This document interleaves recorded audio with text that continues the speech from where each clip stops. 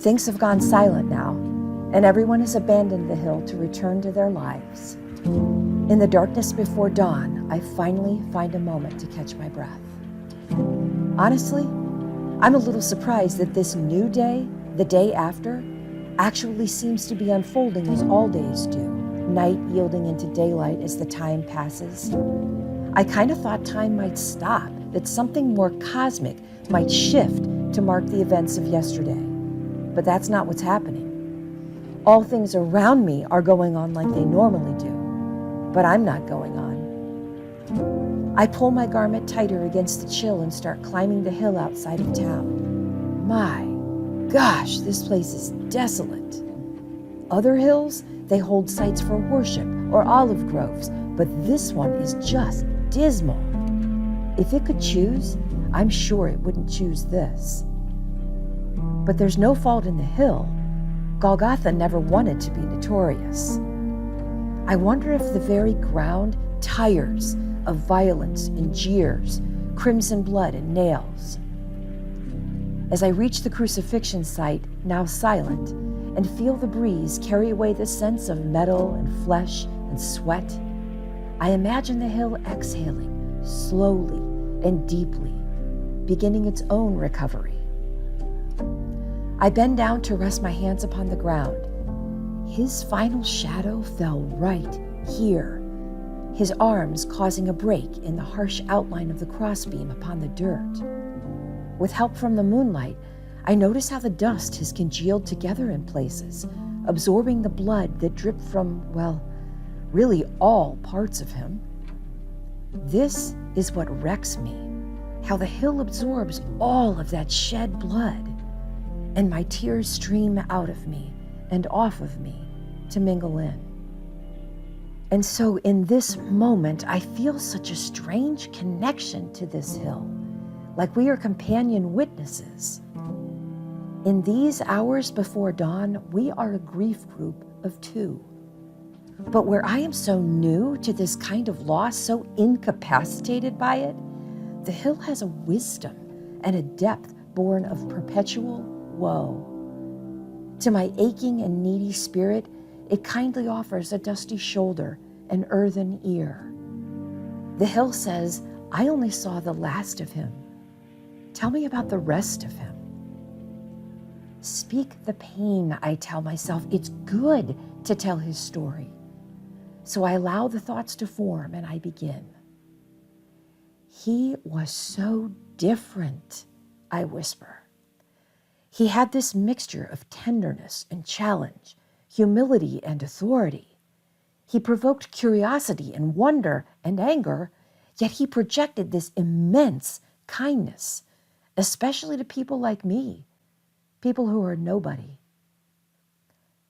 I gain strength in my telling, and so I continue. He just drew people, all kinds of people, some for his charisma, some sought his miracles, some needed his compassion, but for me, it wasn't any of that. For me, it was his teaching.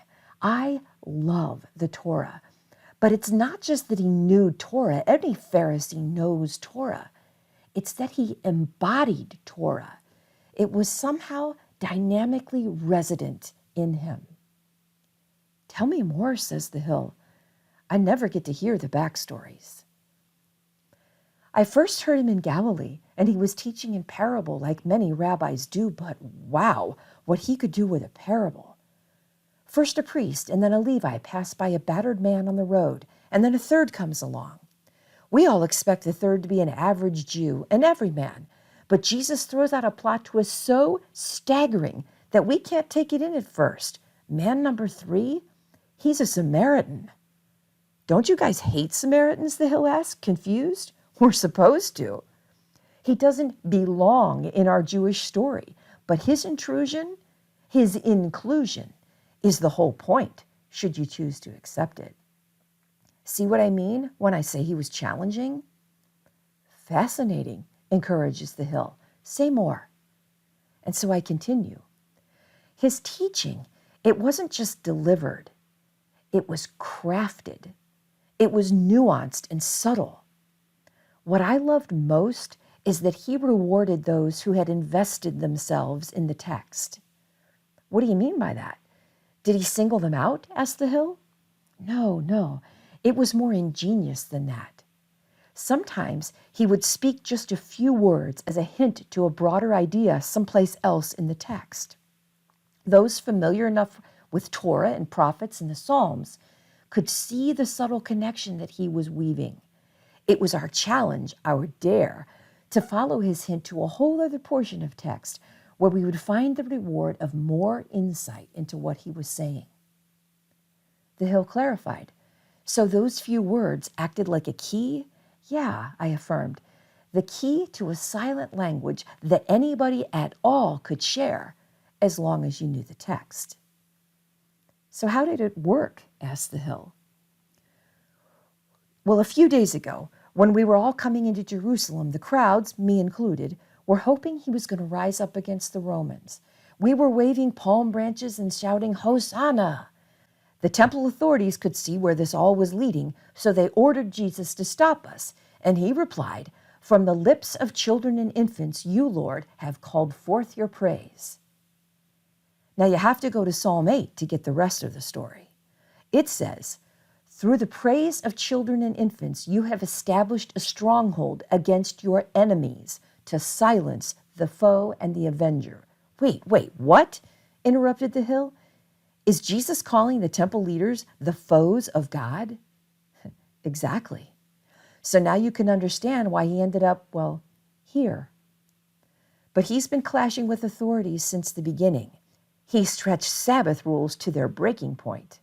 He pronounced sins forgiven, sidestepping the priests. I can't tell you how many times he declared, You have heard it said, but I say, you have heard it said, love your neighbor and hate your enemy, but I say, love your enemy.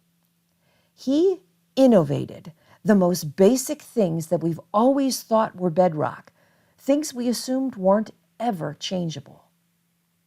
But now, as I look at this ground stained with his own blood, it's pretty clear that nothing ever changes.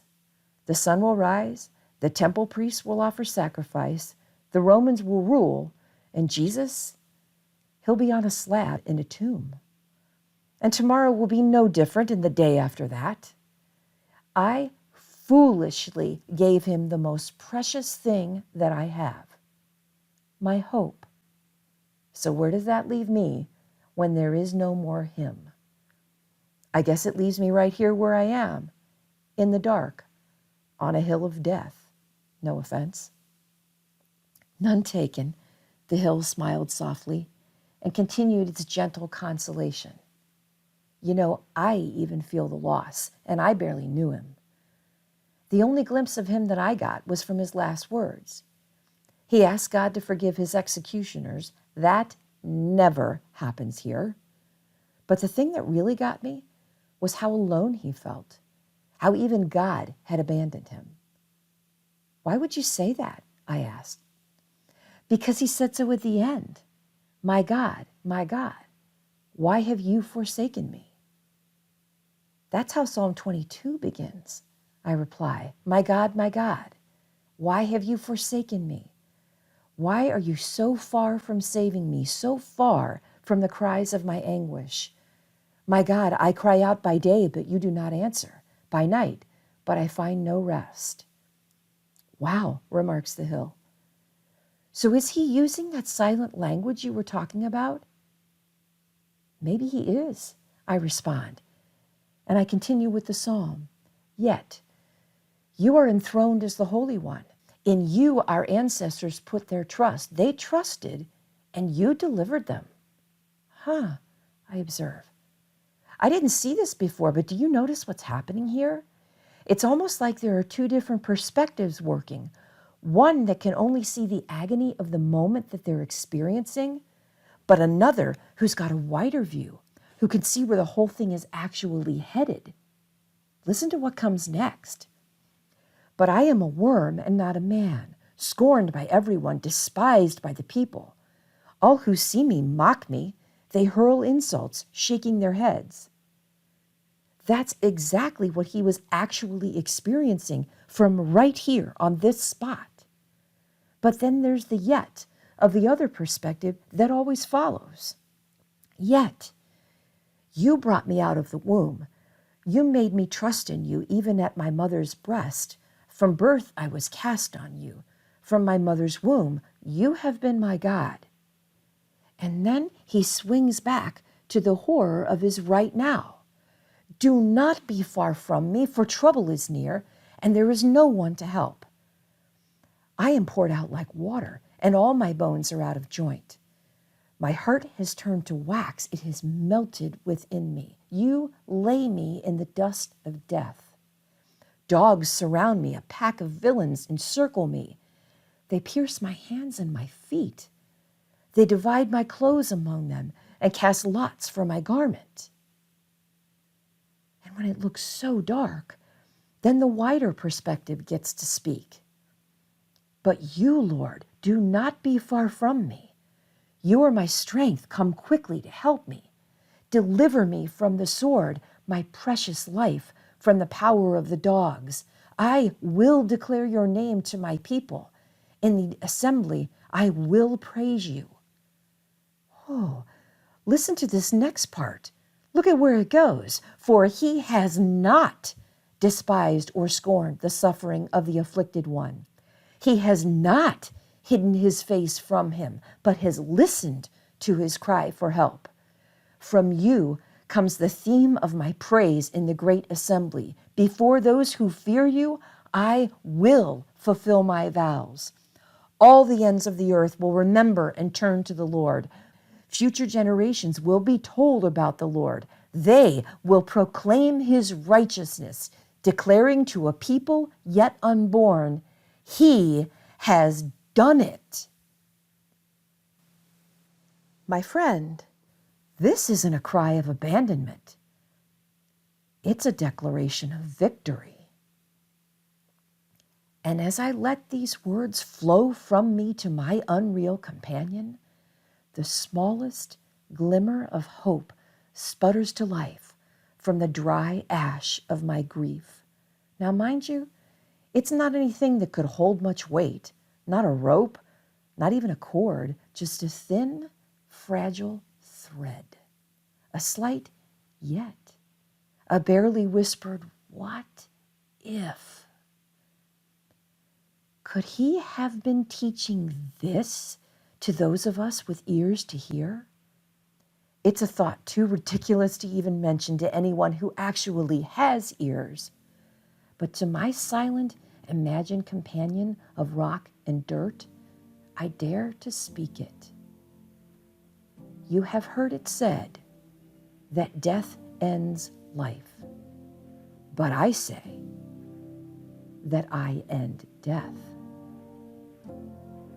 I can barely breathe from the magnitude of this new thing that has taken hold in me, the sheer absurdity that I am entertaining. Be reasonable, I caution myself. You've got to shake off this foolishness. And yet, as I begin to rise from my spot on the hill, I notice that something is clinging to the hem of my robe. I reach down and discover the thin, red thread that has attached itself to me, a fragile strand dyed with blood, which carries the audacity of my hope.